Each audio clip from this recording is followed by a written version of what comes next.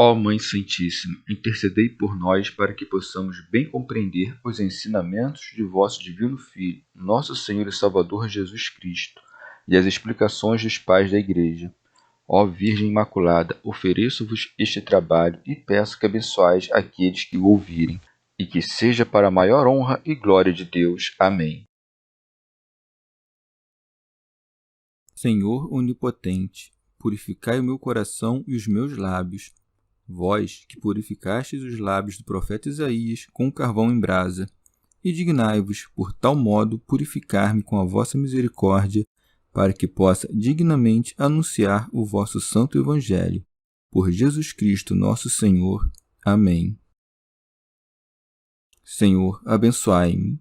Que o Senhor resida no meu coração e nos meus lábios, para que anuncie digna e convenientemente o seu Evangelho. Amém. Evangelho de Nosso Senhor Jesus Cristo, segundo São Mateus. O cumprimento da lei. Disse Jesus aos seus discípulos: Não penseis que vim revogar a lei ou os profetas. Não vim revogá-los, mas dar-lhes pleno cumprimento. Porque em verdade vos digo que até que passem o céu e a terra, não será omitido nem um só i, uma só vírgula da lei, sem que tudo seja realizado. Aquele, portanto, que violar um só desses menores mandamentos e ensinar os homens a fazerem o mesmo, será chamado o menor do reino dos céus.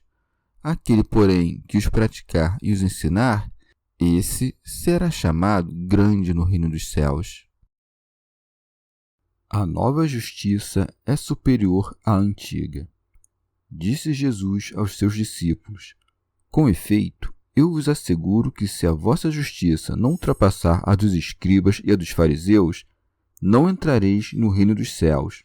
Ouvistes que foi dito aos antigos: Não matarás. Aquele que matar terá de responder no tribunal. Eu, porém, vos digo: todo aquele que se encolerizar contra seu irmão terá de responder no tribunal.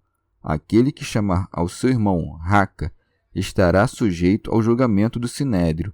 Aquele que lhe chamar louco terá de responder na geena de fogo. Portanto, se estiverdes para trazer a tua oferta ao altar e ali te lembrares de que o teu irmão tem alguma coisa contra ti, deixa a tua oferta ali diante do altar e vai primeiro reconciliar-te com teu irmão, e depois virás apresentar tua oferta. Assume logo uma atitude conciliadora com o teu adversário, enquanto estás com ele no caminho, para não acontecer que o adversário te entregue ao juiz e o juiz ao ministro, e assim sejas lançado na prisão. Em verdade te digo, dali não sairás enquanto não pagares o último quadrante. O cumprimento da lei. Disse Jesus aos seus discípulos: Ouvistes que foi dito: Não cometerás adultério. Eu, porém, vos digo: todo aquele que olha para uma mulher com desejo libidinoso já cometeu adultério com ela em seu coração. Caso o teu olho direito te leve a pecar, arranca-o e lança-o para longe de ti, pois é preferível que se perca um dos teus membros do que todo o teu corpo seja lançado na geena. Caso a tua mão direita te leve a pecar, corta-o e lança-o para longe de ti, pois é preferível que se perca um dos teus membros do que todo o teu corpo vá para a geena. Foi dito: aquele que repudiar sua mulher, dê-lhe uma carta de divórcio. Eu, porém, vos digo: todo aquele que repudia sua mulher, a não ser por motivo de prostituição, faz com que ela adultere, e aquele que se casa com a repudiada comete adultério. Ouvistes também o que foi dito aos antigos: Não perjurarás, mas cumprirás os teus juramentos para com o Senhor. Eu, porém, vos digo: não jureis em hipótese nenhuma, nem pelo céu, porque é o trono de Deus, nem pela terra, porque é o escabelo dos seus pés, nem por Jerusalém, porque é a cidade do grande rei. Nem jures pela tua cabeça, porque tu não tens o poder de tornar um só cabelo branco ou preto. Seja o vosso sim, sim, e o vosso não, não. O que passa disso vem do maligno. Comentários dos Pais da Igreja. Comentário de São Tomás de Aquino em forma de glosa. Depois de exortar os que o ouviam a que se preparassem para sofrer todas as coisas pela justiça, e não escondessem o que haveriam de receber, e sim aprendessem com a mesma benevolência com que haveriam de ensinar aos demais, começou ensinando-lhes tudo o que deviam ensinar, como se houvessem lhe perguntado: que é isso que não queres que fique oculto, de modo que mandas sofrer todas as coisas? Por acaso irás dizer alguma coisa fora do que está consignado na lei? Por isso diz: não penseis que vim revogar a lei ou os profetas. Pseudo Crisóstomo diz isso por duas razões. Primeiro, para com estas palavras convidar seus discípulos à imitação do seu exemplo, no propósito de que, assim como ele cumpria toda a lei, assim também eles procurassem cumpri-la. Por fim, haveria de ocorrer de os judeus o caluniarem como infrator da lei. Por isso, repara a calúnia antes de a sofrer, para que não parecesse que tinha vindo com o único propósito de pregar a lei, como haviam feito os profetas. Remígio de Auxerre disse duas coisas: negou que tivesse vindo para quebrar a lei e assegurou que veio para cumpri-la. Por isso, acrescenta: não vim revogá-los, mas dar-lhes pleno cumprimento. Santo Agostinho. Essa sentença tem dois sentidos. Com efeito, cumprir a lei ou é acrescentar algo ao que tem de menos, ou cumprir o que se tem. São João Crisóstomo. Jesus Cristo levou à sua plenitude os profetas na medida em que cumpriu todas as coisas que estes haviam dito dele. Primeiro, a lei, não quebrando nenhuma prescrição legal. Segundo, justificando pela fé o que a lei não tinha forças para fazer por meio da letra. Santo Agostinho. Finalmente, porque mesmo os que estavam constituídos nesta vida sob a influência da graça encontravam grande dificuldade para cumprir o que estava na lei. Não cobiçarás. Cristo, constituído em sacerdote, nos alcança o perdão por meio do sacrifício da sua carne, cumprindo também a lei, para que aquilo que não podemos cumprir em razão de nossa fraqueza se cumpra através da perfeição de Cristo, de cuja cabeça fomos constituídos membros. E no capítulo 22 acrescenta: não vim abolir a lei, mas cumpri-la. O que se deve entender acerca daquelas adições que pertencem à exposição das antigas sentenças ou à conduta em conformidade com elas, como quando o Senhor nos ensina que até o desejo iníquo de fazer o mal ao próximo pertence ao gênero do homicídio. Quis mais o Senhor que nós, não jurando, não nos separássemos da verdade do que, jurando com verdade, nos aproximássemos do falso juramento. E vós, ó maniqueus, por que não guardais a lei e os profetas, quando Cristo assegura que não veio para aboli-los, e sim para cumpri-los? Assim responde o herege Fausto. Quem garante que Jesus disse isso? Mateus? Como então o que São João não disse, ele que esteve no monte o escreveu Mateus, o qual só seguiu Jesus depois de ele ter descido do monte? A isso responde Agostinho. Se ninguém disse mais verdade sobre Cristo que aquele que o viu ou o ouviu, hoje ninguém diria alguma verdade a respeito dele. Por que não pode Mateus ter ouvido da boca de João coisas verdadeiras sobre Cristo, quando nós, nascidos depois de tanto tempo, podemos falar coisas verdadeiras de Cristo tomando-as do livro de João? Por outro lado, é daí que não só o Evangelho de Mateus, como também o de Lucas e o de Marcos, têm igual autoridade. A isso se pode acrescentar que o mesmo Jesus Cristo pode ter contado a Mateus o que havia feito antes de chamá-lo. Dizei claramente que não credes no Evangelho. Os que não acreditam em nada do Evangelho, além daquilo que querem crer, creem mais em si mesmos do que no Evangelho. Acrescenta Fausto. Percebemos que Mateus não escreveu isso, que outrem o escreveu, não sei quem, porém seu nome. Que disse afinal? Passando Jesus, viu ele um homem chamado Mateus, sentado junto à alfândega de cobrança de impostos. E quem escrevendo de si mesmo dirá, viu um homem, e não, como fica melhor, me viu? Ao que responde Agostinho. Mateus escreveu sobre si próprio como se falasse de outro, da mesma maneira que fez João, dizendo, Voltando Pedro, viu outro discípulo, aquele que Jesus amava. Vê-se, pois, que esse era o costume daqueles escritores quando contavam as coisas que aconteciam. Insiste Fausto. Porque também diz no mesmo sermão que não se pensassem que tinha vindo para destruir a lei, com isso dando mais ainda a entender que realmente a destruía, pois de outro modo nunca os judeus teriam suspeitado de uma tal coisa, ao que responde Agostinho. Isso é trivial, pois não negamos que Cristo, para os judeus que não compreendiam, fosse um destruidor da lei e dos profetas. Outra vez diz Fausto. Qual, pois, a razão disso, quando a lei e os profetas não necessitam de cumprimento, uma vez que se diz no Deuteronômio: faze somente em honra do Senhor aquilo que eu te ordeno, não acrescentes nem tires nada. Ao que responde Agostinho. Fausto não entende o que quer dizer cumprir a lei, quando crê que tal coisa se deve entender como acréscimo de palavras. A plenitude da lei é a caridade, a qual concedeu nosso Senhor, enviando aos fiéis o Espírito Santo. Cumpre-se, pois, a lei quando se pratica o que ela manda ou quando se manifestam as coisas que nelas estão profetizadas. Prossegue Fausto.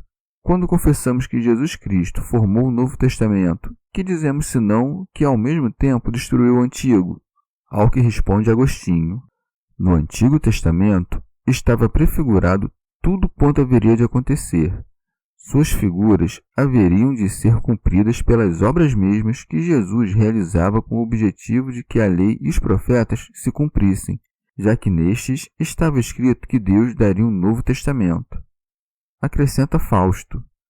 Se Jesus Cristo disse isso, disse-o com outro sentido, ou, o que não se pode crer, o disse mentindo, ou em absoluto não o disse. Mas ninguém irá declarar que Jesus falou falsamente, e assim, ou ele o disse com outro sentido, ou simplesmente não o disse. De modo que me persuado, pois, quanto ao encadeamento desse capítulo, no que me confirma a fé dos maniqueus, que logo ensinam que nem todas as coisas que se leem escritas acerca do Salvador podem ser cridas sem distinção. Há muito joio que certo semeador noturno colocou em quase todas as escrituras para prejuízo da boa semente. Ao que responde Agostinho. Maniqueu ensinou uma perversidade ímpia, a fim de que aceites do Evangelho somente o que a tua heresia não te impede de aceitar, e não aceites o que ela te impede de aceitar. Nós, segundo nos ensina o apóstolo na primeira carta aos Gálatas, guardamos uma piedosa prudência, e por isso anatematizamos a todo aquele que nos ensine algo contrário ao que recebemos dos apóstolos.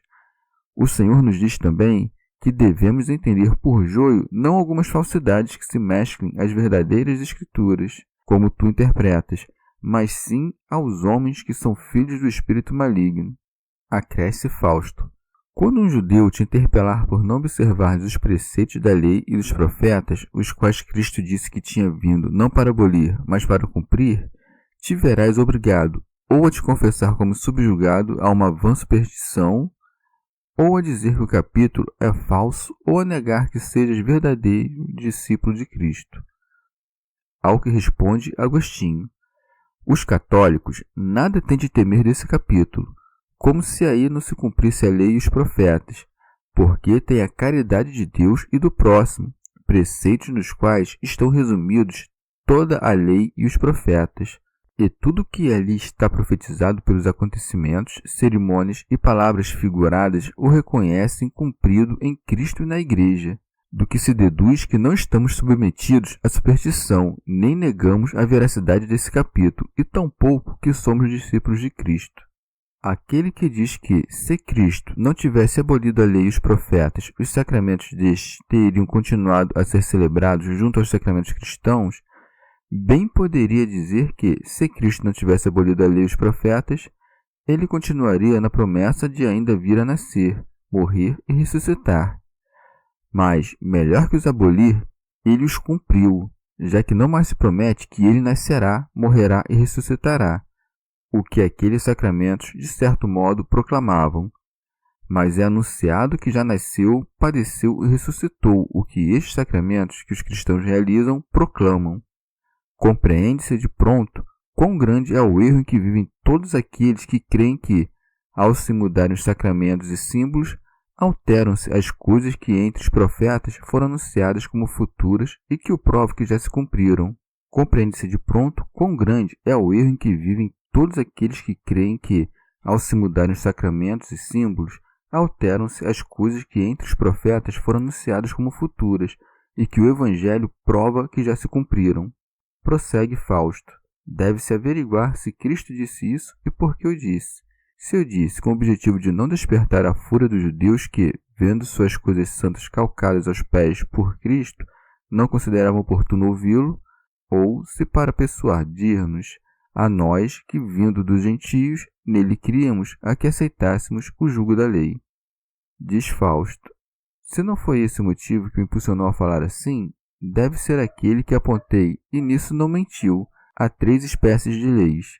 Uma dos hebreus, que Paulo em sua carta aos Romanos chama de pecado e morte, outra dos gentios, a qual chama de natural, dizendo aos romanos, os gentios fazem naturalmente as coisas que são da lei, e outra verdadeira, da qual disse também aos romanos, a lei do espírito de vida.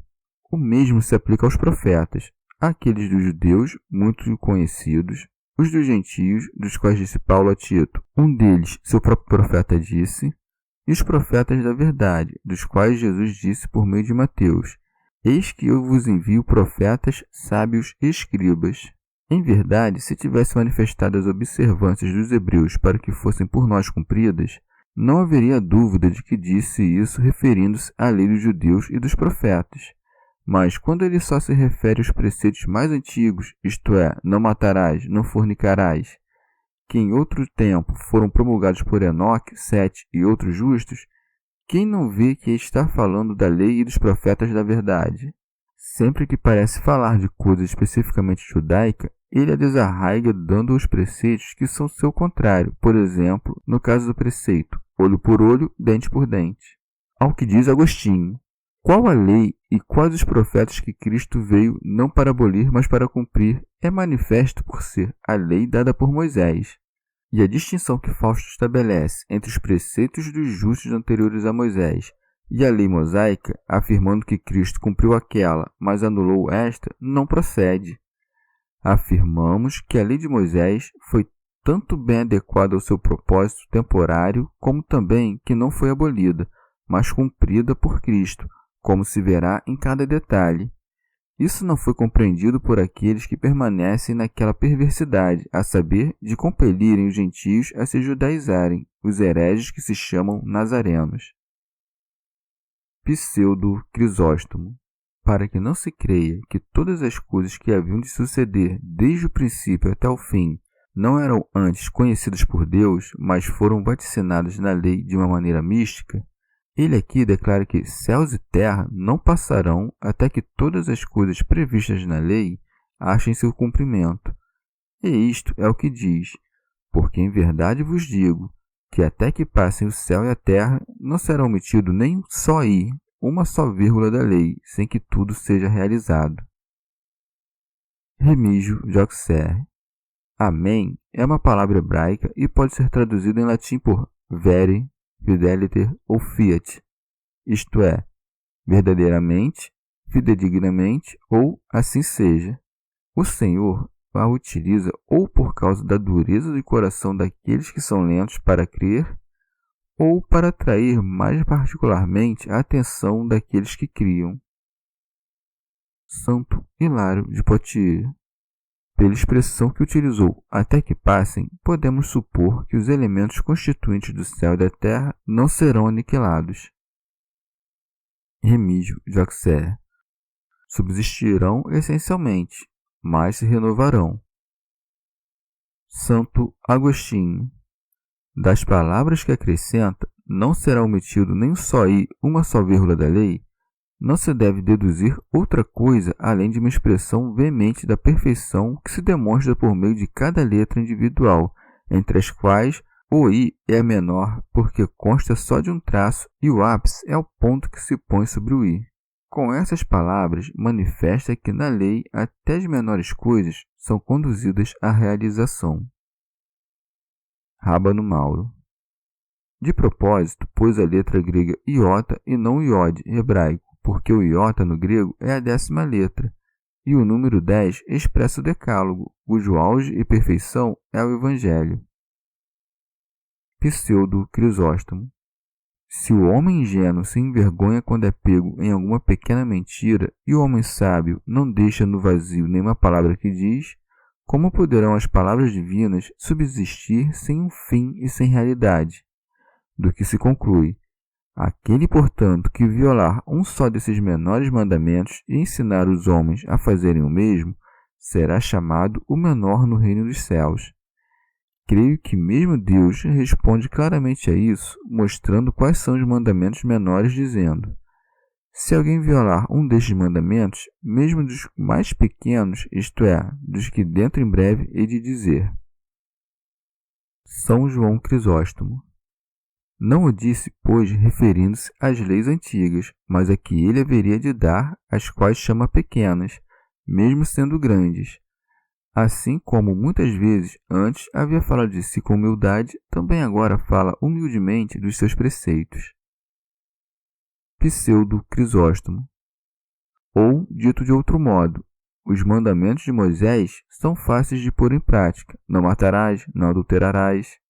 A própria magnitude desses crimes faz rechaçar o desejo de cometê-los. Portanto, a recompensa de não os cometer é pequena, mas os pecados são grandes. Os mandamentos de Cristo, isto é, não te enfurecerás, não tenhas desejos, são difíceis de pôr em prática, mas o prêmio de não cometê-los é grande, ainda quando os pecados são pequenos. Trata-se aqui destes pequenos mandamentos de Cristo: não te irarás, não cobiçarás. Logo, aqueles que cometem pecados leves são os menores no reino de Deus, isto é, aquele que se esforçar e não cometer um pecado grande pode considerar-se livre da pena, quer dizer, da condenação eterna, mas nem por isso poderá estar na glória daqueles que cumprem estes preceitos menores. Santo Agostinho. Ou de modo inverso, aqueles preceitos que estão na lei se chamam pequenos, mas aqueles que Cristo haveria de ditar são grandes. Os menores mandamentos são significados por um i ou uma vírgula.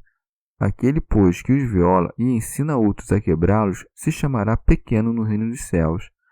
E por isso, talvez, não possa entrar no reino dos céus, porque lá não pode entrar senão os grandes.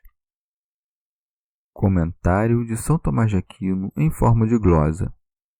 Quebrar é não fazer o que se entende perfeitamente que deve ser feito, ou não compreender aquilo que foi depravado, ou destruir a perfeição do que foi por Cristo acrescido. São João Crisóstomo.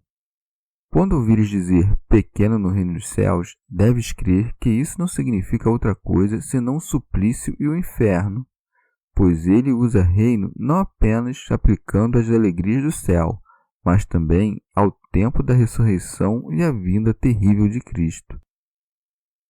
São Gregório Magno. Também se deve entender por reino dos céus a igreja, na qual o sábio que quebra um mandamento se chama pequeno, porque aquele cuja vida é desprezível não pode esperar outra coisa senão que sua pregação seja desprezada. Santo Hilário de Poitiers.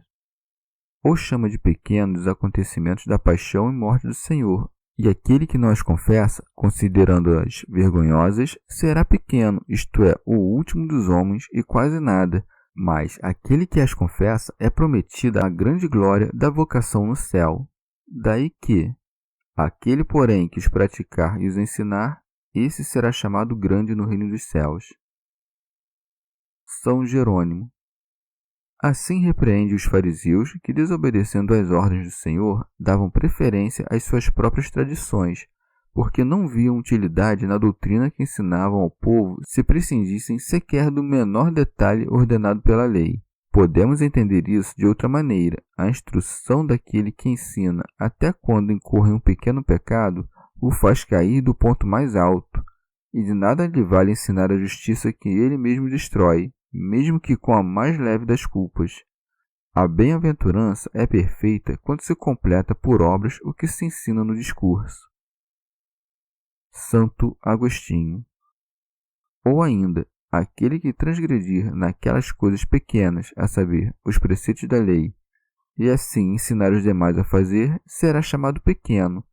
Mas aquele que pratica a lei, mesmo no detalhe mais insignificante, e assim ensinar os demais a fazer, não deve por isso considerar-se já grande, mas, todavia, não tão pequeno como aquele que o transgride. Contudo, para ser grande, é preciso praticar e ensinar o que Cristo ensina. Santo Hilário de Poitiers. Com tão magnífico exórdio, ele começou a ultrapassar a obra da lei antiga e a anunciar aos seus apóstolos que não lhes será possível entrar no reino dos céus se não superarem os fariseus em justiça. É isso que manifesta quando diz: com efeito, eu vos asseguro que se a vossa justiça não ultrapassar a dos escribas e a dos fariseus, não entrareis no reino dos céus. São João Crisóstomo. Aqui chama de justiça a virtude universal, mas que se observe o poder superior da graça, já que pede de seus discípulos ainda essa instrução que sejam melhores que aqueles que eram mestres no Velho Testamento. Não chamou de iníquos os escribas e fariseus porque negou que tivessem justiça. Considera também que com essas coisas confirma o Antigo Testamento diante dos seus apóstolos, comparando-o com o Novo, pois o maior e o menor são do mesmo gênero. A justiça dos escribas e dos fariseus são os mandatos de Moisés. Os acréscimos destes mandamentos são os mandamentos de Cristo. É isto, pois, o que diz: se alguém, além dos preceitos da lei, não cumprir estes preceitos meus, que entre eles eram considerados pequenos, não entrará no reino dos céus, já que aqueles preceitos livram da pena, devido aos transgressores da lei, sem levar ao reino dos céus, ao passo que estes livram da pena e levam ao reino. Já que são uma mesma coisa o transgredir os preceitos pequenos e o não os cumprir, por que disse antes, acerca dos transgressores, que serão chamados os menores no reino dos céus, e aqui diz que aquele que não guardar os mesmos preceitos não entrará no reino? Há de se entender que ser pequeno no reino é o mesmo que não entrar nele, e que estar no reino não é reinar com Cristo, e sim viver como povo de Cristo. Como se dissesse que aquele que não cumpre será contado entre os cristãos, porém como um cristão pequeno, e aquele que entra no reino participa do reino com Cristo. Assim, aquele que não entra no reino dos céus não terá glória com Cristo. Contudo, está no reino dos céus, isto é, será contado entre aqueles sobre os quais reina Cristo, que é o Rei dos céus. Santo Agostinho. Ou, como disse em outro lugar, se a vossa justiça não exceder a dos escribas e a dos fariseus, isto é, que é daqueles que não praticam o que ensinam, porque deles dirá Mateus, dizem e não fazem, como se dissesse: se não abundar vossa justiça, de modo que não infrinjas a lei, mas antes cumprais o que ensinais, não entrareis no reino dos céus. De um modo, deve-se entender o reino dos céus, onde estão ambos, aquele que não pratica o que ensina e aquele que pratica. Mas ao primeiro se chama pequeno e ao segundo grande. Este reino dos céus é a igreja presente. De outro modo, deve-se entender o reino dos céus, onde não entra senão aquele que faz. Esta é a igreja como se apresentará na outra vida. Este nome de reino dos céus, que com tanta frequência pronuncia o Senhor, não sei se alguém o terá encontrado nos livros do Antigo Testamento. Pertence propriamente à revelação do Novo Testamento, porque era reservada a sua pronúncia aos lábios de quem o Antigo Testamento prefigurava, como um rei que viria para governar seus servos. Este fim ao qual devem se referir os preceitos estava oculto no Antigo Testamento, embora vivessem de acordo com ele os santos que viam sua revelação futura. Comentário de São Tomás de Aquino em forma de glosa. Ou isto que disse, se não exceder, deve referir-se à inteligência dos escribas e fariseus, não ao conteúdo do Antigo Testamento. Santo Agostinho. quase tudo que o Senhor aconselhou ou mandou, fazendo preceder as palavras "em verdade vos digo", encontra-se também naqueles livros antigos. Mas, como não compreendiam que o homicídio era outra coisa além da destruição de um corpo humano, o Senhor lhes manifestou que todo movimento mau que possa contribuir para o mal do irmão deve ser considerado como homicídio. Por isso acrescenta: ouvistes que foi dito aos antigos: não matarás. Pseudo Crisóstomo. Querendo Jesus Cristo manifestar que o mesmo Deus que falou por meio da lei é o que agora manda pela graça, põe à frente dos seus preceitos aqueles que na lei antiga se colocavam em primeiro lugar, isto é, os proibitivos de agir contra o próximo. Santo Agostinho. O preceito "não matarás" não expressa, como opinam os maniqueus, a proibição de arrancar um ramo de planta ou matar um animal irracional sem razão, uma vez que, por ordenação justíssima do Criador, a vida e a morte destes estão submetidas às nossas necessidades.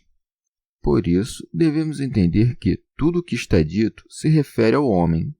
Não matarás a outrem, nem tampouco a ti mesmo, que, pois, aquele que se mata não faz outra coisa que matar um homem. De modo algum agiram contra este mandamento os que, por ordem de Deus, lutaram em guerras. Tampouco cometem crime aqueles que, exercendo a autoridade legítima, castigam os criminosos com a morte por império de razões justíssimas. Abraão não foi considerado como culpável de crueldade, como é ainda elogiado com o nome de piedoso ao querer matar seu filho para obedecer a Deus. Excetuam-se aqui aqueles a quem Deus manda matar, seja por uma ordem geral, seja em um caso particular, por uma ordem expressa e transitória. Não mata aquele que obedece ao que manda de modo legítimo, assim como não mata quem presta auxílio ao magistrado que usa a espada. Tampouco deve ser considerado homicida Sansão, que sucumbiu sob as ruínas com todos os seus inimigos, porque o mesmo Espírito que por meio dele fazia milagres tinha sido quem lhe havia dado a ordem, ainda que de maneira oculta. São João Crisóstomo. Por isso diz: ouvistes que foi dito aos antigos, o que manifesta que fazia já muito tempo que conheciam esse preceito. Diz isto, pois, para estimular os ouvintes hesitantes a progredirem de maneira mais impetuosa em direção a preceitos mais altos, como um mestre que diz ao seu aluno preguiçoso: já não passaste demasiado tempo apenas soletrando palavras? Assim acrescenta: eu, porém, vos digo, todo aquele que se encolerizar contra seu irmão terá de responder no tribunal. E nisso devemos ver o poder do legislador. Ninguém entre os antigos profetas havia falado assim, senão desta maneira: isto disse o Senhor. Porque eles, como servos, anunciavam as coisas que eram do Senhor, mas este, como filho, anuncia as coisas que são do seu pai e as suas ao mesmo tempo. Aqueles pregavam aos seus companheiros de servidão. Este ditava leis aos seus servos. Santo Agostinho. São duas as opiniões dos filósofos sobre as paixões da alma. Os estoicos acreditam que as paixões são impróprias para o homem sábio, mas os peripatéticos creem que os homens sábios podem ter paixões, desde que moderadas e submetidas à razão, de modo que, quando for exercida a misericórdia, se conserve a justiça.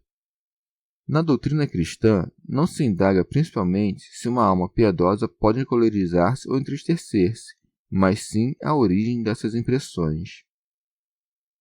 Pseudo Crisóstomo. Aquele que encolerizar-se sem motivo será culpável. Aquele que encolerizar-se com motivo, não. Pois, se não existisse a ira, de nada valeria a doutrina, os tribunais não estariam constituídos, nem os crimes se castigariam. Assim, peca aquele que não se ira quando há causa para tanto. A paciência imprudente fomenta os vícios, aumenta a negligência e convida a fazer o mal, não só aos maus, como também aos bons. São Jerônimo. Em alguns códices se acrescenta sem causa. No entanto, quanto à verdade, não há dúvida.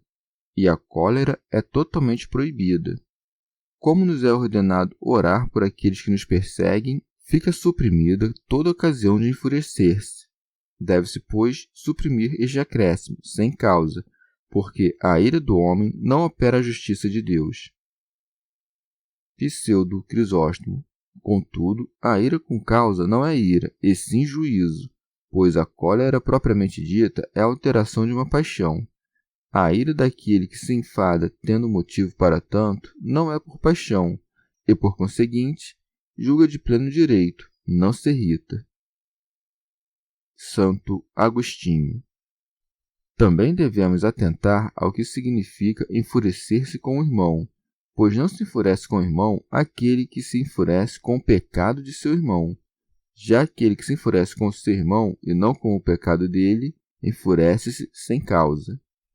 Ninguém que chegue a uma conclusão definitiva poderá dizer que se enfurece aquele que se incomoda com o seu irmão no intuito de corrigi-lo. Esses movimentos de alma que provêm do amor pelo bem e da santa caridade não podem chamar-se vícios, posto que seguem a reta razão. Pseudo Crisóstomo. Creio que Cristo não fala aqui da ira carnal, mas da ira espiritual. A carne não pode obedecer sem conturbar-se. Quando o homem se enfurece e não quer fazer aquilo a que a ira o impele, sua carne se enfurece, mas sua alma fica em paz. Santo Agostinho. Assim, pois, com este primeiro mandamento, trata-se de uma só coisa, a ira. No segundo, se tratam de duas, a ira e a palavra que a expressa, como se diz nestes termos. E o que chamar racá a seu irmão será condenado pelo sinédrio. Alguns têm preferido tomar do grego esta palavra, crendo que a palavra raca quer dizer esfarrapado, já que em grego racos quer dizer farrapo. É mais provável que seja uma palavra sem significado algum, mas que manifesta, assim, a alteração de uma alma indignada. Os gramáticos chamam essas palavras de interjeições, como quando alguém que sofre diz ai. São João Crisóstomo. Também a palavra raca pode ser uma palavra de desprezo ou de desdém, como quando ordenamos, seja aos criados, seja àqueles que são mais jovens que nós. Vai tu, diz a ele tu. Assim, os que conhecem a língua síria põem a palavra raca em lugar de tu.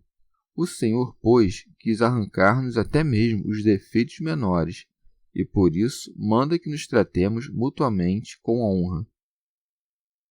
São Jerônimo. Ou raca é uma palavra hebraica e quer dizer vão ou oco, como quando dizemos de maneira corrente, cabeça oca. E bem a propósito acrescenta, e o que chamar raca a seu irmão. Nosso irmão, então, não pode ser outro senão aquele que tem o mesmo pai que nós. Pseudo Crisóstomo. Não é adequado chamar de homem vazio aquele que traz em si o Espírito Santo. Santo Agostinho. Em terceiro lugar, são referidas três coisas: a ira, a palavra que significa ira e a expressão do vitupério. Por isso prossegue: aquele que lhe chamar louco terá de responder na geena de fogo. Há uma gradação entre esses pecados. Primeiro, quando alguém se enfurece e retém o movimento concebido no coração. Em seguida, caso force a voz sem significação precisa, dando assim a vir um sinal de emoção. Tem-se um grau a mais que a ira que, ao se levantar, é reprimida em silêncio. Mas é ainda mais grave se expressar uma palavra verdadeiramente injuriosa. Pseudo Crisóstomo. Assim como ninguém que tem o Espírito Santo pode chamar-se vazio, do mesmo modo, ninguém que conhece Cristo pode ser chamado de vazio. Mas, se a palavra raca significa vazio, tolo significará o mesmo que raca, diferenciando-se, no entanto, quanto ao fim com que se dizem essas palavras. Raca era uma palavra comum entre os judeus, os quais a pronunciavam não por ira ou por ódio, mas por algum movimento vão. Diziam-na, enfim, mais para expressar confiança que injúria. Mas talvez se diga, ora, Mas se não for dito em razão de raiva, por que é pecado? É pecado porque se a disse com desejo de disputa, não de edificação. Se afinal não podemos dizer palavras boas senão para edificar, que dirá daquelas que são mais em sua própria natureza? Santo Agostinho. Fixemo-nos agora nas 3 classes de imputação: o juízo, o sinédrio e o fogo eterno, graus pelos quais subimos do mais leve ao mais grave, pois no juízo ainda há lugar para defesa. Ao sinédrio pertence a pronúncia da sentença, quando os juízes acordam entre si o tipo de castigo que se deverá aplicar, e no fogo eterno já se expressa claramente a condenação e a pena do culpado, de modo que assim se vê quão grande é a diferença entre a justiça de Jesus Cristo e a dos fariseus. Entre estes, o assassinato deixa um homem sujeito a julgamento. Já para Cristo, tão só a ira já o faz ser julgado, imputação que, das 3, é a mais leve. Rábano Mauro.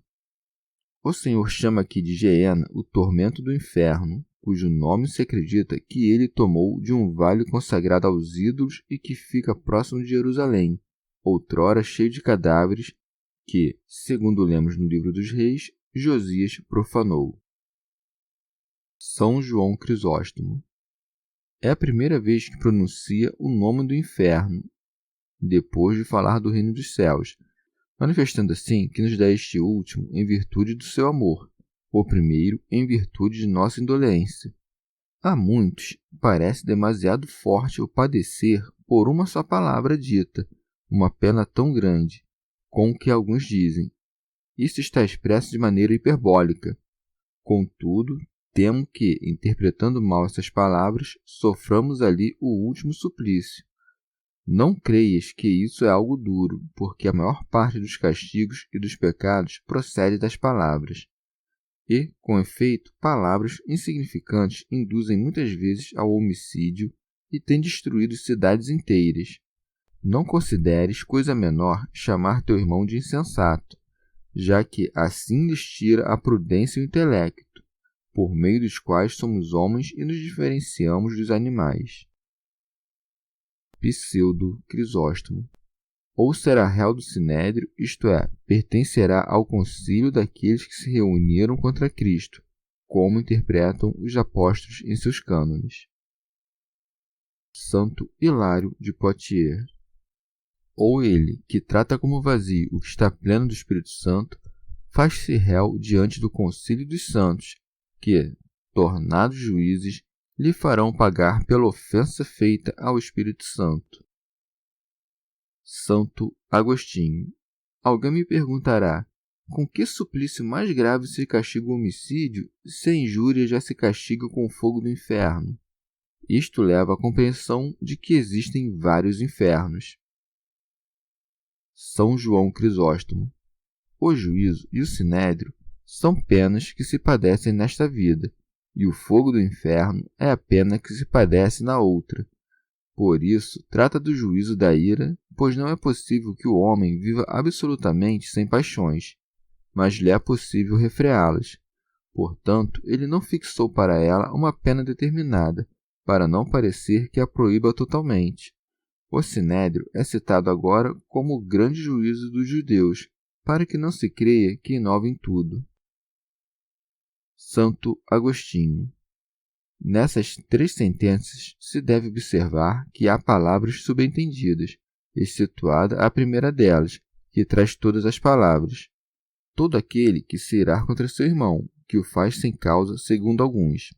Na segunda, quando diz o que chamar raca a seu irmão, entende-se que sem causa. E a terceira, quando diz o que lhe chamar louco, dá a entender 2 coisas, que se trata do seu irmão e que é sem causa. E é com isso que se defende aquele dito do apóstolo, que chama insensatos aos Gálatas, os quais também denominamos irmãos. Não faz então sem causa. Se não é lícito enfurecer-se contra o irmão, nem chamá-lo de raca ou de insensato, muito menos devemos ter algo na alma que possa converter-se em ódio, e por esse motivo acrescenta: portanto, se estiveres para trazer a tua oferta ao altar e ali te lembrares de que o teu irmão tem alguma coisa contra ti. São Jerônimo não falou sobre teres algo contra o teu irmão, e sim sobre ter o teu irmão algo contra ti, de modo a te impor com maior dureza a necessidade de reconciliar-te. Santo Agostinho. Então, tem ele algo contra nós, se por algum motivo o ofendemos, mas nós temos algo contra ele, se ele nos ofendeu, caso este no qual não é necessário procurar reconciliação. Não pedirás perdão àquele que te ofende, antes o que fazes é perdoá-lo. Uma vez que desejas que Deus te perdoe, perdoa tu também ao teu irmão. Pseudo Crisóstomo. Mas se outrem te ofender e fores o primeiro a lhe pedir perdão, ganharás grande mérito. São João Crisóstomo.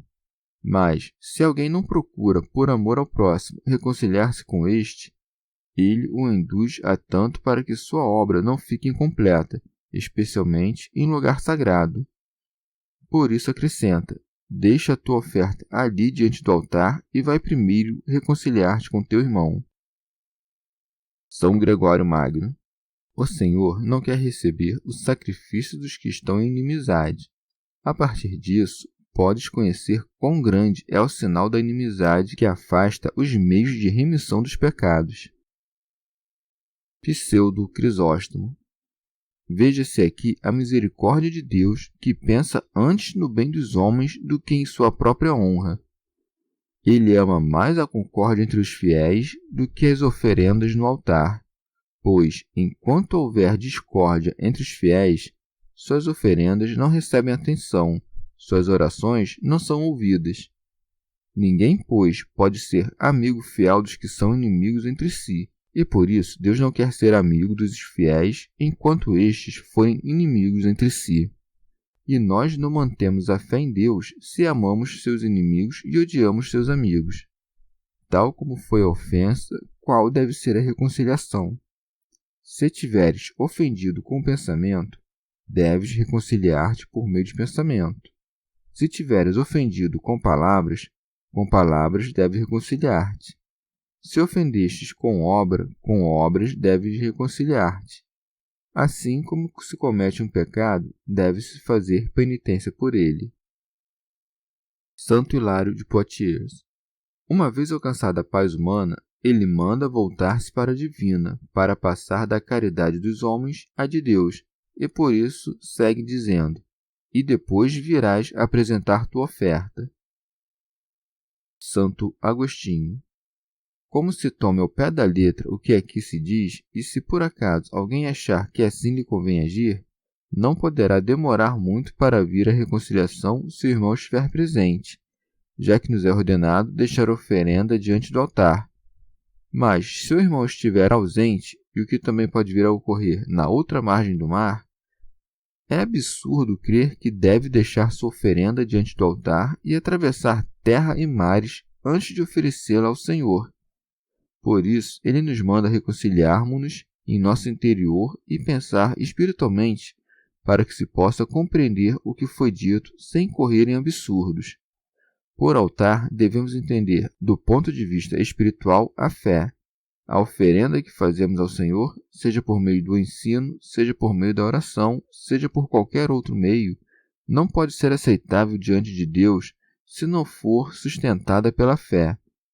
Se, pois, ofendemos nosso irmão em alguma coisa, devemos ir nos reconciliar com ele, não com os pés do corpo, mas com o movimento da alma, prostrando-nos diante do irmão com sentimentos de humildade em presença daquele a quem vamos oferecer. E assim como se estivesse presente, poderemos alcançá-lo não com um ânimo simulado, mas acalmá-lo com um pedido de perdão, e ao nos voltarmos para o altar, isto é, renovando a intenção do que tínhamos começado a fazer, fazermos nossa oferenda. Santo Hilário de Poitiers. Visto que o Senhor não permite que passemos tempo algum sem a disposição de espírito da benevolência, mandou-nos reconciliarmos com nossos inimigos no caminho da vida, a fim de que, quando da morte, não partamos sem terminar a paz começada. Por isso diz: assume logo uma atitude conciliadora com o teu adversário, enquanto estás com ele no caminho, para não acontecer que o adversário te entregue ao juiz. São Jerônimo. Como não temos nos códices latinos a palavra consentiens, no grego acrescentou-se eunoon, que quer dizer benigno ou benévolo. Santo Agostinho. Se pensamos em quem é nosso contrário, com quem nos é ordenado sermos benévolos, devemos crer que é ou ao diabo ou ao homem, ou à carne, ou a Deus ou sua lei. Não me parece que seja o diabo, aquele com quem, segundo nos é ordenado, devemos ser benévolos ou estar em amizade.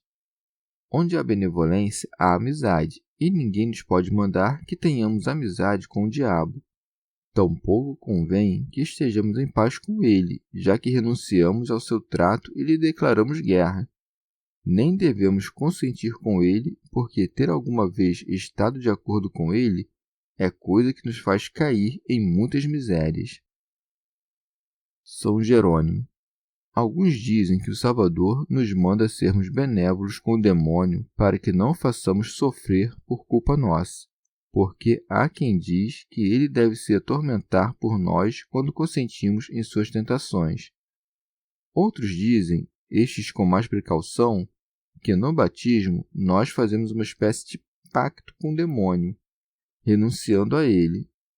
E se respeitamos esse pacto, fazemos-nos benévolos e conformes com o nosso inimigo, e assim não seremos encerrados no cárcere.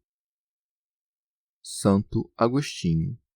Não vejo como interpretar isto dizendo que somos entregues pelo homem ao juiz, uma vez que compreendo que Cristo é o juiz ante cujo tribunal todos teremos de nos apresentar.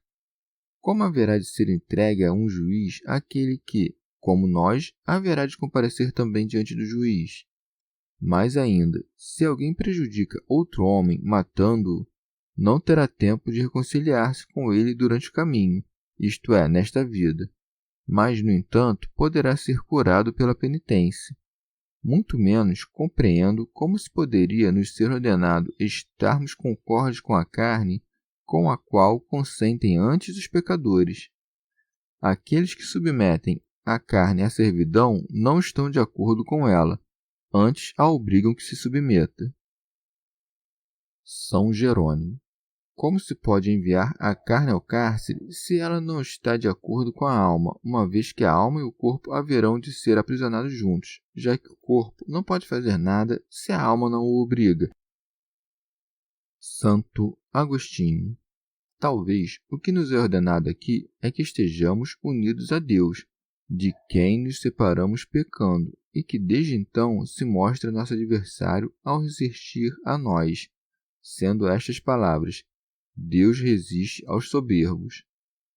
Todo aquele, pois, que não se reconciliar com Deus nesta vida, por meio da morte do seu filho, será entregue por ele ao juiz, isto é, ao filho, a quem o Pai deu todo o juízo. Mas como se pode com verdade dizer que o homem se encontra no caminho com Deus, senão porque Deus está em toda parte? E com isso não se quer dizer que Deus, presente em toda parte, esteja com os ímpios, assim como não dizemos que os cegos estão com a luz que os banha. Só resta aqui que compreendamos o preceito de Deus como nosso adversário, porque opõe-se aos que querem pecar, e ele nos é dado nesta vida para que esteja conosco ao longo de nosso caminho. Uma vez conhecida a lei, devemos prontamente assentir a ela, lendo, ouvindo e assentindo à sua autoridade suprema, não a desacatando por ser oposta aos nossos pecados, e sim amando-a porque nos corrige. E quando for obscura, oraremos para que a possamos compreender. São Jerônimo. Mas, pelas palavras precedentes, parece que Deus nos exorta à concórdia com o próximo, posto que disse mais acima: vai reconciliar-te com teu irmão.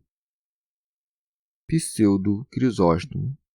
Exorta-nos o Senhor a reconciliarmos-nos com nossos irmãos nesta vida, sabendo quão perigoso é que um inimigo morra sem reconciliar-se. Se, sendo inimigos, os leva à morte à frente do juiz, teu inimigo te entregará a Cristo, provando que tu és réu sem seu juízo. Entregar-te-á ao juiz, mesmo que antes tenha te proposto a paz, pois aquele que antes propõe a paz ao inimigo torna-o réu diante de Deus. Santo Hilário de Poitiers. Ou vosso adversário vos entregará ao juiz, porque vossa ira de ressentimento, que permanece sobre ele, revela vossa culpabilidade. Santo Agostinho. Entendo que esse juiz é Cristo, porque o Pai deu ao Filho todo o poder de julgar. O ministro entendo ser o anjo, e os anjos o serviram. E com efeito, cremos que virá julgar com os seus anjos, de modo que acrescenta, e o juiz ao ministro. Pseudo Crisóstomo. Ou ao ministro, isto é, o anjo cruel dos castigos, o qual os enviará ao cárcere da geena, e assim é que se lê, e assim sejas lançado na prisão. Santo Agostinho. Entendo por cárcere os castigos das trevas, e para que ninguém subestime esse cárcere, acrescenta: em verdade te digo, dali não sairás enquanto não pagares o último quadrante. São Jerônimo. Quadrante é um tipo de moeda que equivale a 2 minutas, o que é o mesmo que dizer: não sairás do cárcere até que tenhas expiado mesmo os menores pecados. Santo Agostinho. Esta expressão ocorre aqui para mostrar que nada fica sem castigo, da mesma forma que dizemos que uma coisa que, depois de se ter dela muito exigido, deu de si até o último. Ou então, se quer significar, com o nome de último quadrante, os pecados terrenos, já que a terra é o quarto e o último dos elementos. A palavra pagar significa a pena eterna, e o modo de dizer com até que se deve tomar no mesmo sentido que esta outra frase: senta-te à minha direita até que ponha os teus inimigos por escabelo de teus pés. É claro que não deixará de reinar quando os inimigos estiverem postos sob seus pés, e assim se deve entender aqui: não sairás de lá antes de ter pago o último quadrante, como se dissesse que nunca sairá de lá, porque pagará sempre o último quadrante enquanto durarem as penas eternas dos pecados da vida. Pseudo Crisóstomo. Ou se fazes as pazes nesta vida, podes receber a remissão mesmo das faltas mais graves. Mas, uma vez condenado e metido no cárcere, não só te terão exigido suplícios pelos pecados graves, como também por uma mera palavra inútil, o que se pode compreender por quadrante. Santo Hilário de Poitiers. Como a caridade cobre uma multidão de pecados, pagaremos até o último quadrante, a não ser que, pelo valor da mesma caridade, seja remida a culpa de nossos delitos. Pseudo Crisóstomo. Também se pode chamar de cárceres as angústias deste mundo, nas quais, várias vezes, os pecadores são lançados a Deus. São João Crisóstomo. Ou se trata aqui dos juízes deste mundo, do caminho que conduz a este juízo e deste cárcere. Isso para induzir o ouvinte não só com as coisas futuras, mas também pelas presentes, que estão sob seus olhos e costumam impressionar mais. Assim como também diz Paulo: se fizerdes o mal, teme, porque não é debalde que ele traz a espada. São João Crisóstomo. Depois de ter terminado de falar do primeiro mandamento, a saber, não matarás, o Senhor procede ordenadamente a falar do segundo. Ouvistes que foi dito: não cometerás adultério. Santo Agostinho. Isto é, não irás procurar outra mulher além da tua, pois, se exiges isso de tua mulher, não irás querer proceder de igual modo, tanto mais que o marido deve ser exemplo de virtude para sua mulher? É vergonhoso para um homem dizer que não pode proceder dessa forma. O que faz a mulher, não poderá fazê-lo o homem? Não digas, não tenho mulher, e, portanto, vou à procura de uma mulher pública, já que assim não quebra o preceito, uma vez que este diz: não cometerás adultério. Já sabes o que vales, o preço que Cristo pagou por ti. Já sabes o que comes e bebes, e quem comes e quem bebes. Afasta-te, pois, das fornicações. Como corrompes a imagem de Deus, que és tu, por meio da fornicação e dos deslizes carnais, o próprio Deus, que conhece o que te é útil, te ordena isto para que não destruas o seu templo, que começaste a ser. Mas, como os fariseus acreditavam que apenas o trato corporal e ilícito com uma mulher se chamava adultério, o Senhor lhes manifestou que a concupiscência de fazê-lo não era outra coisa senão o adultério, dizendo-lhes: eu, porém, vos digo, todo aquele que olha para uma mulher com desejo libidinoso já cometeu adultério com ela em seu coração. O que a lei ordena é: não desejarás a mulher do teu próximo, o que parecia aos judeus que se deveria entender só como a ação de tomar a mulher do outro, e não o concurso carnal. São Jerônimo. Entre a paixão e o movimento que a precede, há a diferença de que a paixão se considera um vício e, no entanto, o movimento que a precede, mesmo quando tem a mesma culpa que a de um vício, não é considerado crime. Assim, aquele que visse uma mulher e observasse que sua alma assim se perturba, este deve considerar-se como atacado pela paixão que nasce. Se consente, passa a paixão consumada, e para este homem não falta a vontade de pecar, mas somente a ocasião. De todo aquele que olhasse uma mulher com ânimo de concupiscência, isto é, se a olhasse de tal modo que a desejasse e se dispusesse a consumar o ato, pode, com verdade, ser dito que já cometeu adultério em seu coração. Santo Agostinho. 3 circunstâncias concorrem para que se cometa um pecado: a sugestão, o prazer e o consentimento. A sugestão se verifica por meio da memória, isto é, por meio dos sentidos do corpo, cujo gozo, se algum houver, terá incorrido em deleite ilícito, o qual deve ser refreado. Se tiver havido consentimento, então haverá pecado completo. O prazer, contudo, antes do consentimento, ou é nulo ou muito leve. Consentir com ele é pecado, mas, caso seja posto em prática, parece que então se sacia e se apaga a concupiscência. Mais ainda, quando a sugestão se repete, o prazer é maior, mas não tão grande quanto aquele que vem a constituir um hábito que dificilmente se pode vencer. São Gregório Magno. Todo aquele que olha exteriormente de maneira desprevenida geralmente incorre no prazer do pecado e, obrigado pelos desejos, começa a querer o que antes não quis. É grande demais a força com que a carne obriga a queda, e, uma vez obrigada pela beleza da forma que entra por meio dos olhos, forma-se o desejo no coração, que agora só poderá ser extinto com a violência de um grande combate. Devemos, pois, vigiar-nos, porque não se deve olhar aquilo que não é lícito desejar. Para que a inteligência possa conservar-se limpa em seu pensamento, devem os olhos afastar-se da libertinagem, da voluptuosidade, porque são como os ladrões que nos arrastam para a culpa.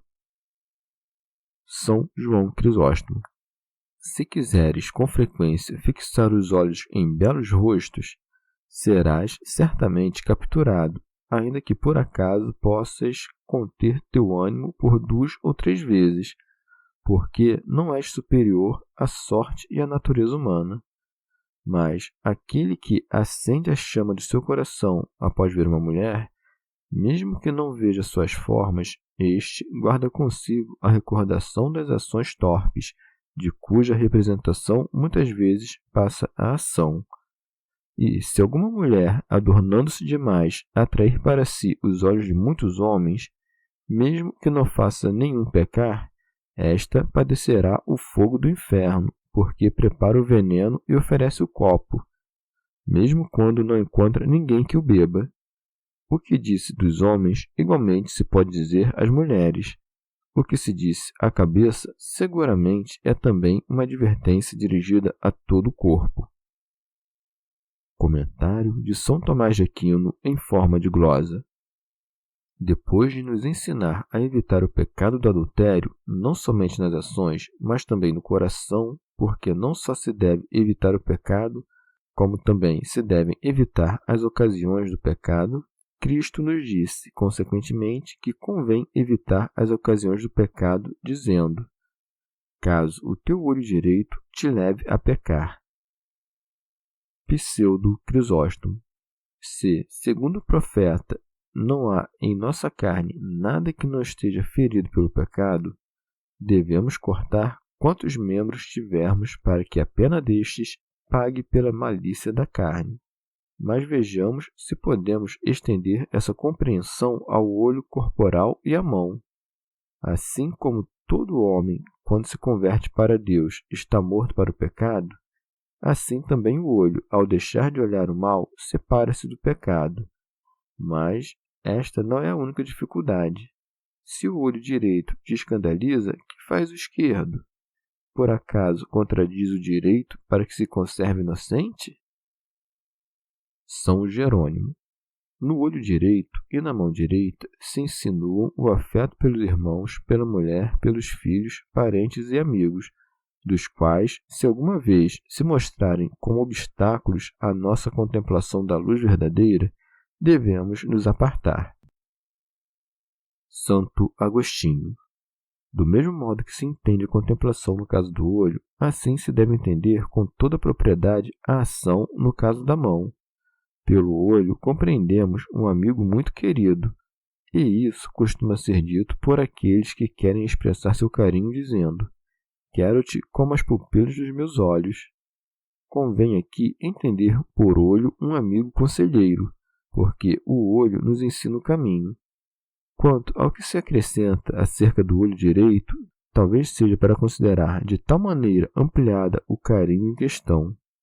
Os homens sempre temem muito mais perder o olho direito.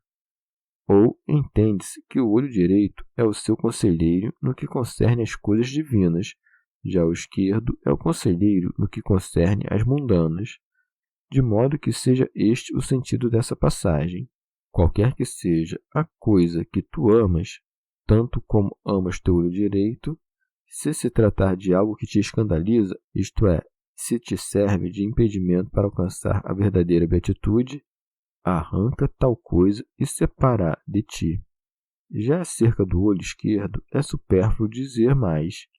A mão direita é tida como amada ajudante nas coisas divinas, já a esquerda como auxiliar nas coisas necessárias para esta vida e para o corpo. Pseudo Crisóstomo. Ou, dito de outro modo, Cristo quer que nos preservemos não só do perigo de pecar, mas também que as muitas pessoas próximas de nós evitem fazer algo mal, como se, tendo tu um amigo que cuida bem de teus negócios, como teu olho, ou que os administra como se fosse tua própria mão, se souberes que ele faz algo de modo vergonhoso, lança-o para longe de ti, pois te escandaliza. Pois daremos conta não só dos nossos pecados, mas também dos pecados do próximo que podemos evitar. Santo Hilário de Poitiers. Faz-se, portanto, o grau de inocência mais elevado. É-nos aconselhado não só a não termos os nossos próprios vícios, mas também de não incorrer neles exteriormente. São Jerônimo. Ou ainda, como antes tinha falado da concupiscência da mulher, referiu-se agora ao pensamento e sensação como o olho que se fixa em diversas coisas. Pela mão direita e demais partes do corpo se designam os princípios da vontade dirigida à realização. Pseudo Crisóstomo. Este olho de carne é o espelho do olho interior. O corpo tem o seu sentido, que é o olho esquerdo, e o apetite é a mão esquerda. As ações da alma se chamam direitas, porque a alma foi criada com livre-arbítrio e sob a lei da justiça, para que veja e faça boas obras. O corpo não tem livre-arbítrio, está sob a lei do pecado e é chamado de mão esquerda. Não mandou o Senhor cortar o sentido ou o apetite da carne. Podemos conter o desejo da carne desde que não façamos o que a carne deseja. Mas não podemos jogá-la fora, a ela, a carne, para que não deseje. Quando, propositalmente, queremos uma coisa má e pensamos nela, então o sentido direito e a vontade direita nos escandalizam, e assim nos é ordenado cortar fora aquela coisa, o que podemos fazer através do livre-arbítrio. Ou, dito de outra maneira, toda coisa boa que escandaliza a nós ou a outrem deve ser apartada daqueles que escandalizam. Da mesma maneira que, se visita uma mulher por causa da fé, trata-se de motivo bom e se chama olho direito.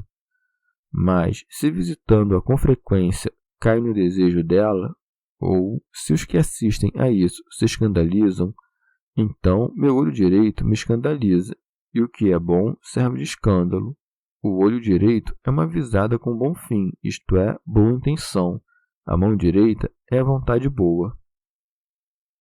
Comentário de São Tomás de Aquino em forma de glosa.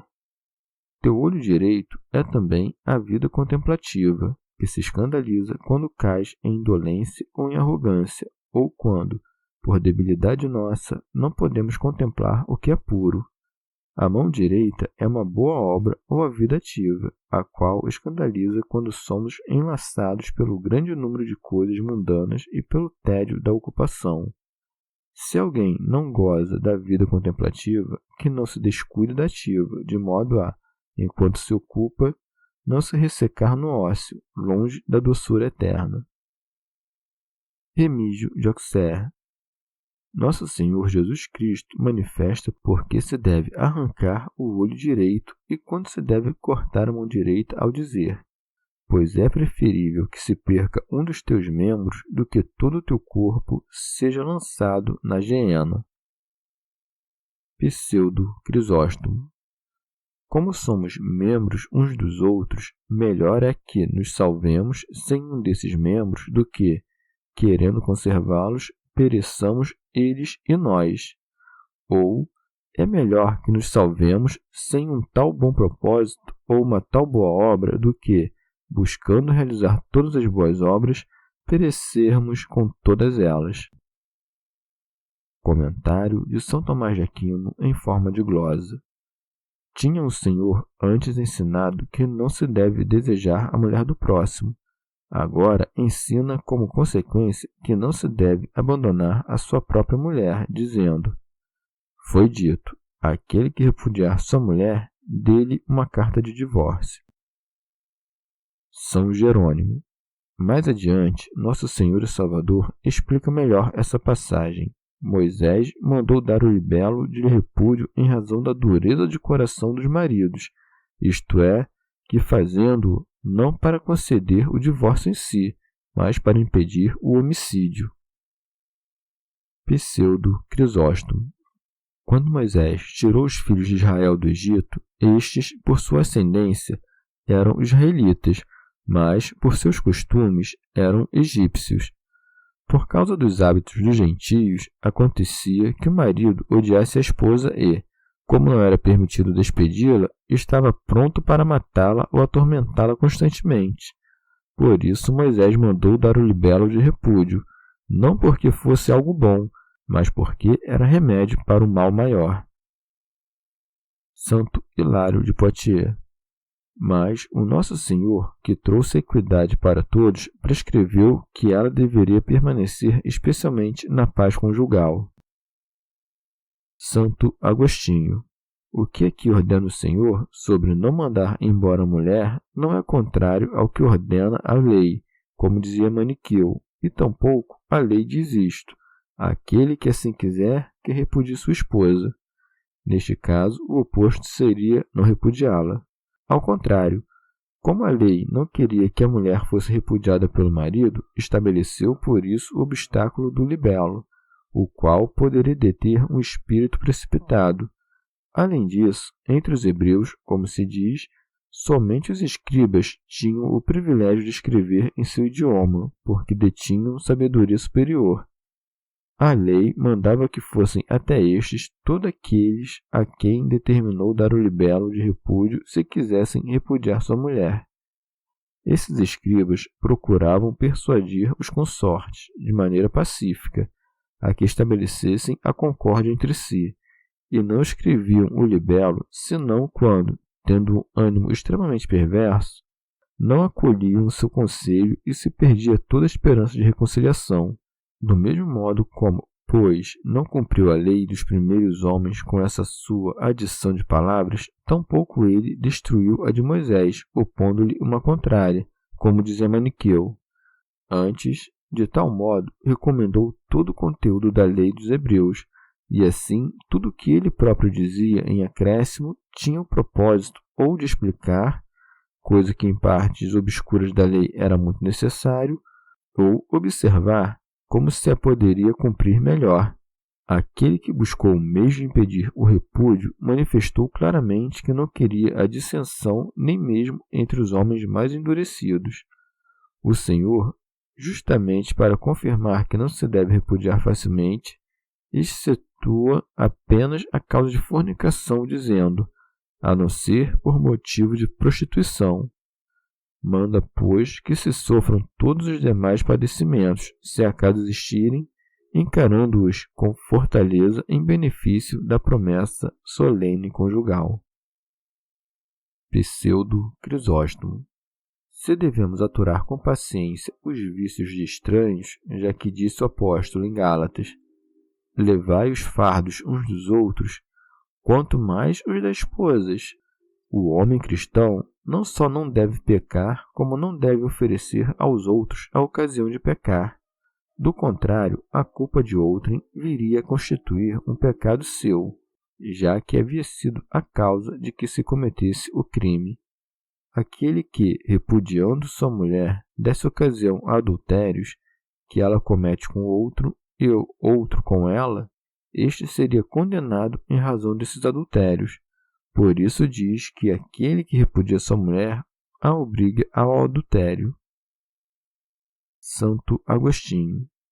Também diz mais adiante que comete adultério o homem que se casar com a mulher que tiver sido repudiada por outro, ainda que o tenha sido por meio do libelo de repúdio. E por isso acrescenta, e aquele que se casa com repudiada comete adultério. São João Crisóstomo. E não se pode dizer que o seu próprio marido a repudiou, já que esta, mesmo depois repudiada, continua sendo mulher daquele que a repudiou. Santo Agostinho. O apóstolo assinala os limites deste conceito, dizendo que deve ser observado durante todo o tempo de vida do marido, mas que, morto este, tem a mulher licença para casar-se. E se não é concedida a ela permissão para casar-se com outro enquanto seu marido, de quem se separou, estiver vivo, muito menos lhe será permitido cometer atos ilícitos ou relações vergonhosas com qualquer outro.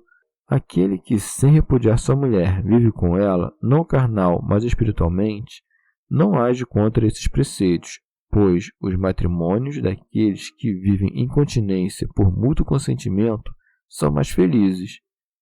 Daí vem uma questão. Já que Nosso Senhor permite que se repudie a mulher em razão da fornicação, convém saber que tipo de fornicação é esse. Devemos saber que se essa fornicação se refere àqueles que cometem relações sexuais ilícitas, ou se, como dizem as Escrituras, fornicação é toda depravação ilícita, tal como a idolatria, a avareza ou qualquer outra transgressão da lei cometida por concupiscência ilícita.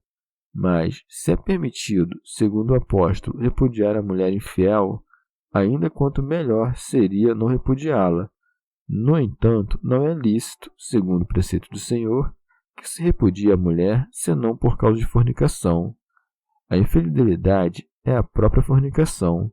E se a infidelidade é também fornicação, e a idolatria é infidelidade, e a avareza é idolatria, não se deve duvidar que a avareza também seja fornicação. E, nesse caso, quem poderá separar facilmente da fornicação qualquer concupiscência ilícita, se a avareza é fornicação também?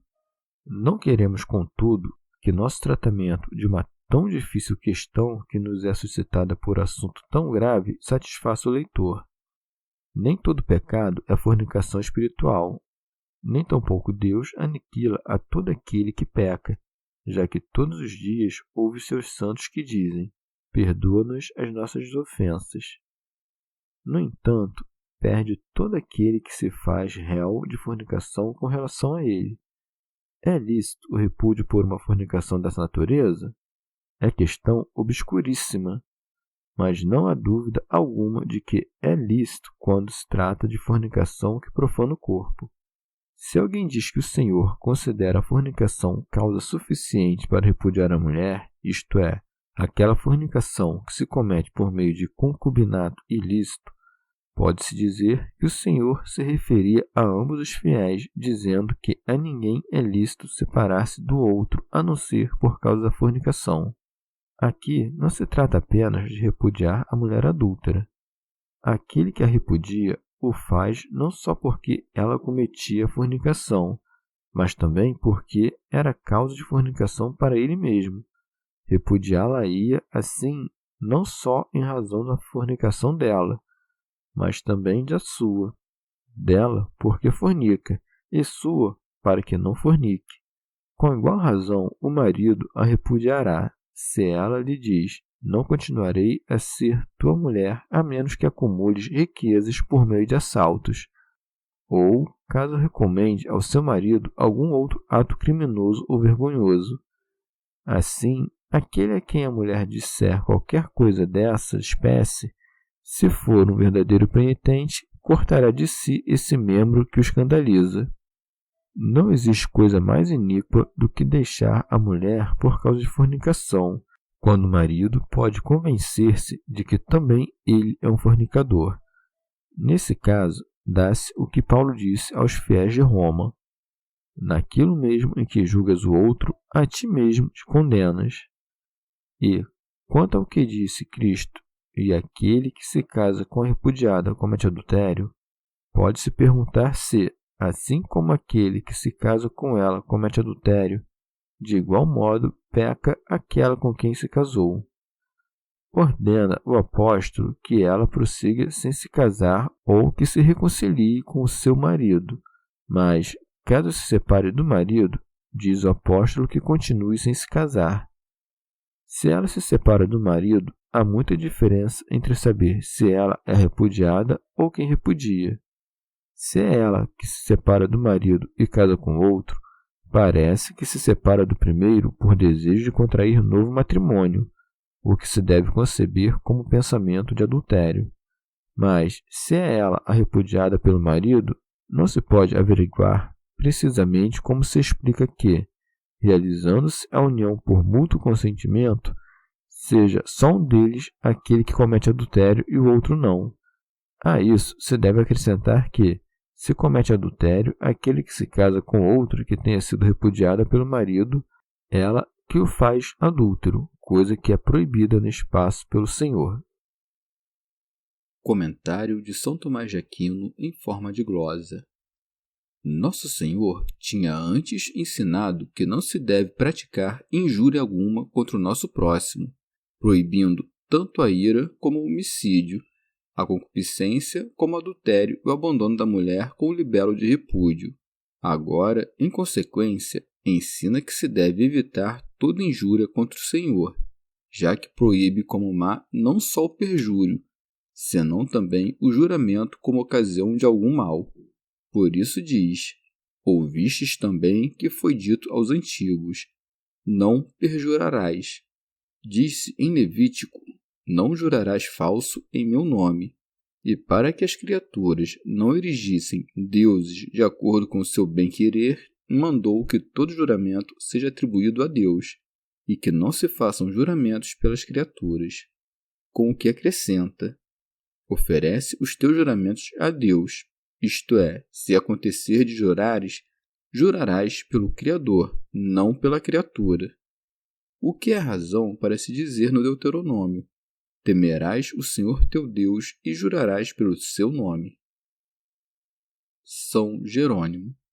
Isso foi concedido aos homens em nome da lei, como se concedido a crianças, porque, do mesmo modo como se ofereciam vítimas ao Senhor para que não fossem imoladas para os ídolos, assim também lhes era permitido jurar por Deus, não porque com isso fizessem alguma coisa boa, mas porque seria melhor oferecer o juramento a Deus do que aos demônios. Pseudo Crisóstomo. Ninguém jura frequentemente sem que alguma vez incorra em juramento falso. A maneira daquele que tem o costume de falar muito, às vezes fala coisas inoportunas. Santo Agostinho. Como jurar em falso é um pecado grave e ninguém está mais longe de incorrer nele do que aquele que não é acostumado a jurar, ainda que o fosse com verdade, quis o Senhor que, não jurando, não nos separássemos da verdade. Não quis que, jurando o verdadeiro, expuséssemos-nos ao juramento falso.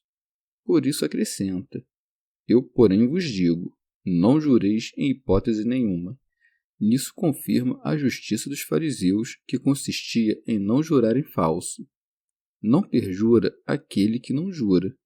Mas, como todo aquele que traz Deus por testemunha está jurando, deve-se examinar se parece que o apóstolo disse algo contra esse preceito, porque jurou muitas vezes desse modo, como quando disse aos Gálatas: no que vos escrevo, digo diante de Deus que não minto. E escrevendo aos Romanos: o Deus a quem sirvo em meu espírito, anunciando o evangelho de seu Filho, me é testemunha. Pode ser que alguém interprete que só esteja proibido o juramento no qual se pronuncia algo em nome de cuja virtude se jura, e que Deus me é testemunha não é juramento, já que, para tanto, seria necessário dizer por Deus. É ridículo pensar dessa forma, mas também é mister saber que o apóstolo jurou dessa maneira dizendo aos fiéis de Corinto: todos os dias, irmãos, morro, juro, pela glória que tenho de vós. Coisa que, a fim de que ao entendimento de ninguém soe como vossa glória me fez morrer todos os dias, as versões gregas creem que não pode ser dito por outrem senão aquele que jura. Muitas vezes, não sendo possível entender o sentido das palavras, compreendemos nas ações dos santos o que em palavras facilmente se pode traduzir em sentido diverso, se os exemplos dos santos não lhes dessem a verdadeira significação. O apóstolo jurou em suas cartas e assim manifesta como se deve entender o que o Senhor disse. Eu, porém, vos digo, não jureis em hipótese nenhuma, a fim de que, jurando, não venhais a adquirir o hábito de jurar, porque da facilidade de jurar se passa ao costume, e do costume ao falso juramento. E assim o apóstolo não se viu a jurar senão por escrito, quando maior precaução e consideração são necessárias, de modo a não permitir um deslize da língua. Contudo, o Senhor disse que em absoluto não se pode jurar. Não concedeu, pois, essa licença aos que escrevessem. Como não é lícito dizer que Paulo é réu de um preceito rompido, especialmente na composição de suas cartas, é preciso compreender que aquele advérbio, de modo algum, assim está posto para que, quando te for possível, não desejes jurar, nem tampouco vejas no juramento algo de bom que possa ser objeto de deleite. Nas Escrituras, como há aí maior precaução, verifica-se que o apóstolo jura em algumas passagens, para que não haja quem creia que se peca ao jurar com verdade, e ademais para que se compreenda melhor que os corações da fragilidade humana podem preservar-se livres do pecado não jurando e preservando-se do perjúrio. São Jerônimo. Por último, considere-se que o Salvador não proibiu jurar por Deus, senão pelo céu e pela terra, por Jerusalém e por tua cabeça. Sabe-se que os judeus sempre tiveram o péssimo costume de jurar em nome dos elementos da natureza. Aquele que jura venera ou ama aquilo em nome de que jura. Os judeus, pois, jurando em nome dos anjos e da cidade de Jerusalém, e do templo e dos elementos, tributavam a essas criaturas as honras de Deus, ao passo que a lei nos manda que não juremos senão em nome de Deus, nosso Senhor. Santo Agostinho. Ou, no mesmo sentido, diz ainda: nem pelo céu, porque é o trono de Deus, nem pela terra, porque é o escabelo dos seus pés. Porque os judeus não acreditavam estar obrigados pelo juramento quando juravam dessas coisas. Como se dissesse: quando juras pelo céu e pela terra, não creias que por isso deixes de estar obrigado ao Senhor quanto a tudo que juraste, porque será provado em juízo que juraste por aquele cujo trono é o céu e o escabelo é a terra. O que é dito não de modo a se compreender que Deus tenha membros postos no céu e na terra, tal como nós ao nos sentarmos, mas sim que o assento de Deus representa o juízo de Deus. E uma vez que o céu é a parte de maior aspecto de todo o universo, sentar-se no céu é dito de maneira que o poder divino seja mais eminente pela maior das belezas. Diz-se que calca a terra porque a dispôs no último lugar da criação. Espiritualmente, designa com o nome de céu todas as almas santas, e com o nome de terra o pecador, porque o homem espiritual julga todas as coisas. Foi dito, pois, ao pecador: és pó e em pó te hás de tornar. E aquele que quis permanecer na lei é posto sob a lei, e, portanto, ele oportunamente diz que a terra é o escabelo de seus pés. Prossegue: nem por Jerusalém, porque é a cidade do grande rei. O que é melhor que dizer minha cidade, compreendendo-se, contudo, que foi isso que ele disse. E como ele próprio é Deus, deve jurar por Deus aquele que jura por Jerusalém. Prossegue: nem jures pela tua cabeça. Que é que se pode pensar com maior propriedade que diz respeito a alguém que é sua própria cabeça? Mas como diremos, é nossa, quando não temos poder para fazer com que um cabelo branco se torne preto? Por isso diz: porque tu não tens o poder de tornar um só cabelo branco ou preto. Desse modo, qualquer pessoa que jura por sua cabeça deve juramento a Deus, e o mesmo se entende quanto a tudo mais. São João Crisóstomo. Observa que Cristo exalta os elementos deste mundo, não por sua própria natureza, mas pela relação que tem com o Deus, a fim de eliminar toda ocasião de idolatria. Rábano Mauro. Aquele que nos proibiu de jurar nos ensinou como se deve falar, dizendo: seja o vosso sim, sim, e o vosso não, não. Quer dizer, para aquilo que é, basta dizer que é, e para o que não é, basta dizer que não é.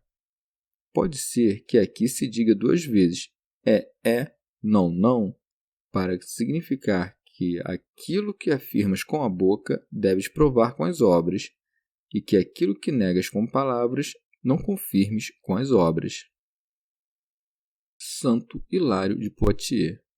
Ou de outro modo, para os que vivem a simplicidade da fé, não é necessário jurar, porque para eles o que é verdade o é, e o que não é verdade não o é, e por isso as palavras e as obras deles sempre são verdadeiras. São Jerônimo.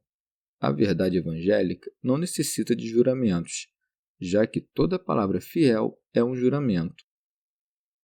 Santo Agostinho. Por isso é que aquele que compreende que não se deve jurar nas coisas boas, mas apenas nas necessárias, modere-se o quanto possa para que não jure senão quando haja verdadeira necessidade, como quando, por exemplo, vê que há homens preguiçosos para crer no que é necessário crer, e que não creem a menos que sejam encorajados por meio de juramentos.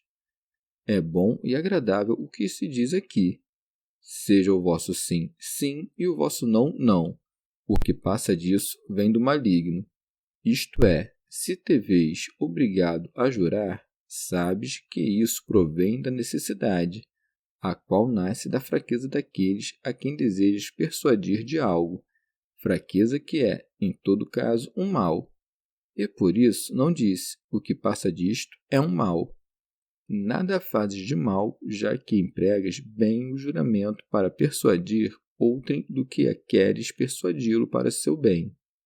Antes o mal vem daquele por cuja fraqueza te vês necessitado de jurar. São João Crisóstomo. Ou provém do mal, isto é, da fraqueza daqueles a quem a lei permite jurar. Assim Cristo não mostra que a antiga lei provém do demônio, mas conduz da velha imperfeição à novidade abundante. Chegamos ao fim de mais um dia de comentários da Catena Áurea. Muito obrigado por ficarem até aqui, que Nossa Senhora derrame suas graças sobre nós e até amanhã.